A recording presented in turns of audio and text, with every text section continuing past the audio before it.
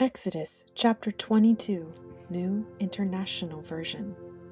Whoever steals an ox or a sheep and slaughters it or sells it must pay back 5 head of cattle for the ox and 4 sheep for the sheep. If a thief is caught breaking in at night and is struck a fatal blow, the defender is not guilty of bloodshed, but if it happens after sunrise, the defender is guilty of bloodshed.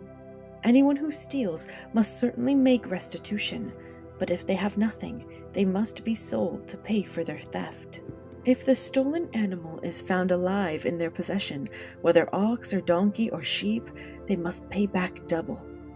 If anyone grazes their livestock in a field or vineyard and lets them stray, and they graze in someone else's field, the offender must make restitution from the best of their own field or vineyard.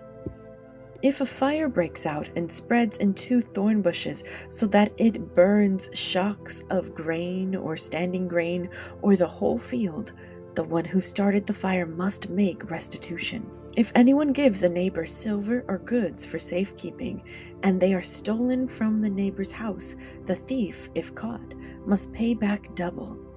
But if the thief is not found, the owner of the house must appear before the judges, and they must determine whether the owner of the house has laid hands on the other person's property.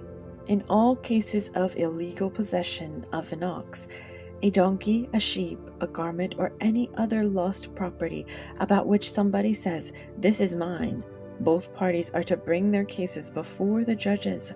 The one whom the judges declare guilty must pay back double to the other. If anyone gives a donkey, an ox, a sheep, or any other animal to their neighbor for safekeeping, and it dies or is injured or is taken away while no one is looking, the issue between them will be settled by the taking of an oath before the Lord that the neighbor did not lay hands on the other person's property. The owner is to accept this, and no restitution is required. But if the animal was stolen from the neighbor, restitution must be made to the owner. If it was torn to pieces by a wild animal, the neighbor shall bring the remains as evidence and shall not be required to pay for the torn animal. If anyone borrows an animal from their neighbor and it is injured or dies while the owner is not present, they must make restitution.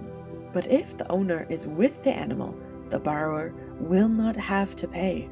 If the animal was hired, the money paid for the hire covers the loss. If a man seduces a virgin who is not pledged to be married and sleeps with her, he must pay the bride price, and she shall be his wife. If her father absolutely refuses to give her to him, he must still pay the bride price for virgins. Do not allow a sorceress to live. Anyone who has sexual relations with an animal is to be put to death. Whoever sacrifices to any god other than the Lord must be destroyed.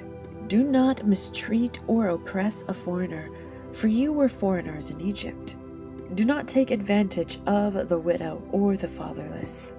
If you do, and they cry out to me, I will certainly hear their cry.